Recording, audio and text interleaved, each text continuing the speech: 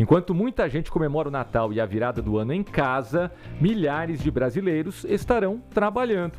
Mas quais, afinal, são os direitos de quem é escalado nesses feriados? Hora extra em dobro, tem folga depois, quem é que pode ser convocado, quem não pode? Para explicar o que diz a lei e também para evitar abusos, a gente conversa com o Dr. Christian de Luca, o advogado Christian de Luca, que é especialista em direito empresarial e trabalhista. Começo exatamente com essa pergunta aí sobre a hora extra. Tem que ser dobrada para quem trabalha na virada ou no Natal, Dr. Christian?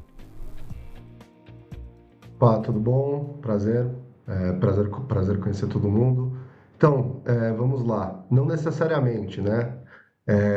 A lei, vamos só dar um passo para trás para a gente entender aqui. O que a Constituição Federal ela prevê aí no seu artigo 7º, inciso 5º? Ela assegura o trabalhador ao repouso semanal remunerado, né? E o artigo 70 da CLT prevê de forma expressa que é vedado o trabalho em feriado, salvo hipótese autorizada por lei. E aí, quando a gente fala de salvo de, ou quando a gente fala mas, né, no direito, é quando entra exceção. Então, sim, é permitido trabalhar em feriados nacionais, né, mas com o devido respaldo. Então, vamos lá. Quando a gente fala de um serviço essencial como transporte, alimentação, sim, é permitido, mas você deve observar os requisitos legais, né?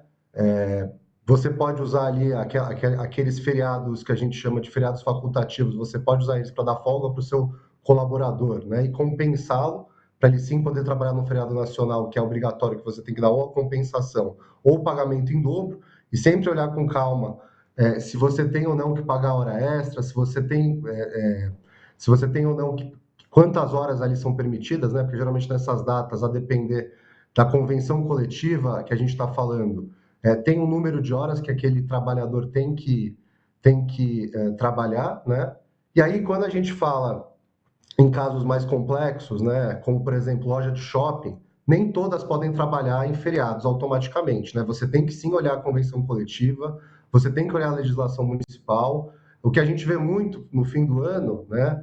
A gente vê muita loja de shopping falar, eu sempre abri no Natal, no Ano Novo, nunca tive problema e meu vizinho abre, né? Geralmente esse cara não se atentou, não fez um planejamento prévio, existe alguma vedação, e é nessas horas que acontece a condenação trabalhista do empresário, né? Eu sou um advogado que tenho a visão mais pró-empresário, né? Eu sou um advogado que trabalho para as empresas, e o que eu posso falar aqui de maneira clara, que o empresário ele tem que fazer para se resguardar no feriado aí com seus empregados, né? Ele tem que verificar se as atividades podem funcionar, analisar cuidadosamente a convenção coletiva, planejar as escalas com antecedência, formalizar as compensações dos bancos de horas, né, manter o controle de ponto fiel e conceder efetivamente a folga ou pagar corretamente em dobro, a depender do ramo de atividade que ele está.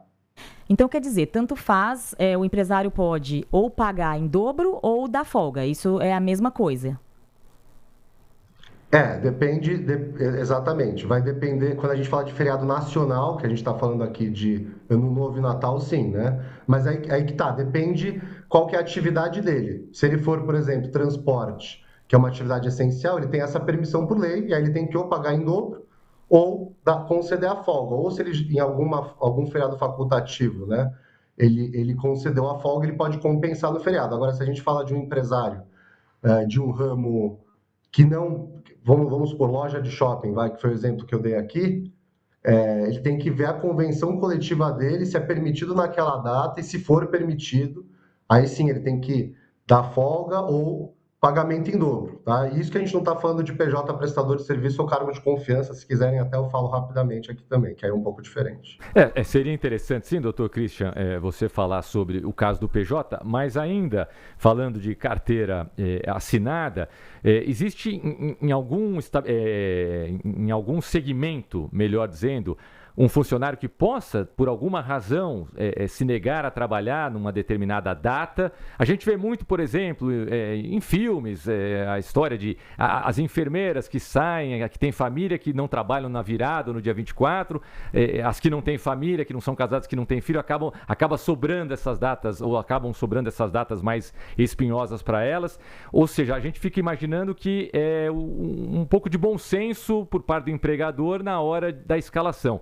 Mas existe alguém que possa estar protegido pela lei, que não precise trabalhar num determinado horário, numa determinada data, ou isso absolutamente não existe? Sim, quando a gente fala de atividades não essenciais, né? Você deu um exemplo muito bom que foi da enfermeira.